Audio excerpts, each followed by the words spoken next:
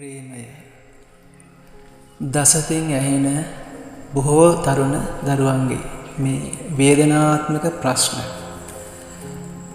ඒ ඇහෙන දේවල් එක්ක අද අපි කල්පනා කරා මේ ආදරය ප්‍රේමය ගැන නොදත් පැතිකඩක් කියලා දෙන්න. පින්වත් දරුවනේ, ප්‍රේමතෝ ජායති සෝකෝ, ප්‍රේමතෝ ජායති භයං, ප්‍රේමතෝ විපමුත්තස්ස නත්ති සෝකෝ කුතෝ භයං. ප්‍රේමය නිසා හටගන්නවා මොකද්ද? භය. ප්‍රේමය නිසා හටගන්නවා ශෝකය. ප්‍රේමතෝ විපමුත්තස්ස නිසා ප්‍රේමයෙන් නිදහස් වෙන්න. නත්ති සෝකෝ, එතකොට ශෝකයක් නැහැ. කුතෝ භයං, මොකට බය වෙන්නද? බලන්න දරුවනේ, මේ සමාජයේ දිහා මේ ප්‍රේමය නිසා විඳවන විඳවිල්ල දාලා යනකොට, නැති වෙනකොට, වංචා කරනකොට, පිටුපානකොට, අහිමි වෙනකොට කී තැනක වේදනාව විඳින්න ඕනද? කී තැනක වේදනාව විඳින්න ඕනද? මොකද්ද මේකට විසඳුම? විසඳුම තමයි, විසඳුම් දෙකයි තියෙන්නේ. මේක තේරුම් ගන්න. එකක්, ප්‍රේම නොකර ඉන්න. ඒක තමයි හොඳම විසඳුම. ප්‍රේම කරන්න ඕන නම් ජීවිතයේ අංකයකට ප්‍රේමය දාගන්න එපා. ජීවිතයේ අංකයකට ප්‍රේමය දාගන්න හොඳ එකක් නෙවෙයි ප්‍රේමය කියලා කියන්නේ.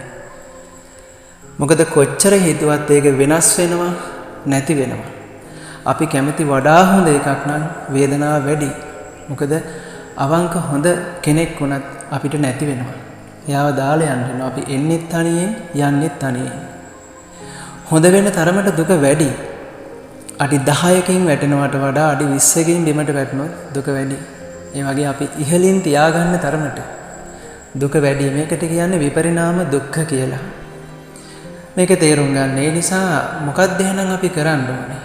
ප්‍රේමයේ ජීවිතයේ අංකයකට දාගත්තොත් ප්‍රේමයත් විනාශ වෙනවා. එහෙනම් සංසාරේ අපිත් එක්ක හැමදාම ඉන්න පුළුවන්, හැමදේම අපිට ලබා දෙන්න පුළුවන් හොඳම දෙයක් තමයි අපි ජීවිතයේ අංකයකට දාගන්න ඕනේ. මේ මහා විශ්වය තුල එහෙම දේවල් තියෙන්නේ එකම එකයි දරුවනේ. එකම එකයි තමයි උතුම් වූ තිසරණය. තිසරණය අංකයකට දාගෙන අංක 2ට 3ට ප්‍රේමය දාගත්තට වරදක් නැහැ. එහෙම ප්‍රේමයක තමයි වේදනා අඩුම. ඒකට කියන්නේ පාරමී ප්‍රේමයක් කියලා. පුළුවන් නම් එහෙම කරන්න. නැත්නම් ප්‍රේම නොකර ඉන්න එක තමයි වඩාම හොඳ දේ. ප්‍රේමයෙන් දුක් නොවිඳ ඉන්න ඕක තමයි මඟ. මේ ප්‍රේමය නිසා විඳවන විඳවිල්ල හැම අතින්ම පේනවා. මේක පෙනි ප්‍රේමයේ බැඳෙන්න එපා. ප්‍රේමයේ නොබැඳී ඉන්න. ප්‍රේම කරන්න ඕන නම් අර විදිහට උතුම් දෙයක් අංකයකට තියාගන්න. ධර්මයේ පිහිටියොත්, සීලයේ පිහිටියොත් වේදනා අඩු, හොඳ, ආරක්ෂිත, පුළුවන් උපරිමයෙන් හොඳ ප්‍රේමයක් නිවනතෙක් ලබා ගන්න පුළුවන්. හැබැයි ප්‍රේම කරන එක කොහොමත් හොඳ දෙයක් නෙවෙයි. පොඩිවට හරි වේදනාව විඳින්න වෙනවා, ධර්මානුකූලව ධාර්මික ප්‍රේමයක් තුල උනත්. මොකද ප්‍රේමය කියන්නේ තණ්හාවට සම්බන්ධයි. හැබැයි ධර්මයට අංකක දුන්න ජීවිතයක ඒක අංකක නිසා පොඩි තණ්හා ආසාවලින් ලොකු දුකක් ඇති වෙන්නේ ඒ ධර්මයෙන් පෝෂණය වෙච්ච හිතක් නිසා.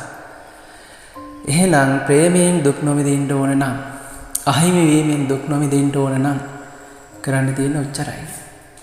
පින්වතුනි, මේ ජීවිතය කියන්නේ හරි සුන්දර එකක්. හරිම සුන්දර විඳින්න පුළුවන් එකක්. ඇයි මෙච්චර වේදනාව විඳවන්නේ? ප්‍රේමයක් නැතුව හිටපු අපි ඒ දුක නැති කරගන්න ප්‍රේමයක් ඇති කරගෙන ඊට වඩා විඳෙවුවා නම් ඇයි මේ අලුත් අත්දැකීමකට යන්නේ නැත්තේ? හැමදාම කරේ ඕකනේ. පොඩ්ඩක් මේ ප්‍රේමයෙන් නිදහස් වෙලා බලන්න. නිදහස් වෙලා නිකන් හිටියට බෑ. මොකද ඒ ඉඩට මොනවා හරි හොයනවා, දුකක් හරි ඕනේ. ඒ වෙනුවට පොඩ්ඩක් භාවනා කරන්න, සීල් රකින්න, ආධ්‍යාත්මික දියුණුවට යොමු වෙන්න. ඔය ප්‍රේමය වගේ නෙවෙයි. ඒ මිහිර පුදුම සුන්දරයි. ඒකයි බ්‍රහ්ම ලෝකයේ සැප ඊට ඉහළින් තියෙන හැම දෙයකටම ඉහළින්. ඒ නිසායි අච්චර සැප විඳපු රජවරු, සිටුවරු, සක්විත රජකම පවා අතහැරියේ. ප්‍රේම කරන්නයි නැතුව නෙමෙයි. පොඩ්ඩක් කල්පනා කරන්න. මේ ප්‍රේමය කියන්නේ අපේ ජීවිතේ විනාශ කරන්න ඕන, අංකයක දෙන්න ඕන තරම් උතුම් දෙයක් නෙමෙයි. මේක කවුරු කිව්වත් යථාර්ථය බලන්න සමාජයේ පේනවා. ඒ නිසා පින්වතුනි මේ බුදුදහමෙන් සැනසෙන්න විශ්වයේ යථාර්ථය අවබෝධ කරගන්න ප්‍රේමය නිසා සෝහයට බයටපත් වෙලා වෙනසන ජීවිතයක් නැතුව උතුම් ධර්මාභෝධය සැනසෙන ජීවිතයකටම උත්සාහවත් වෙන්න. සුඛී හොතු නිබ්බාන පච්චය.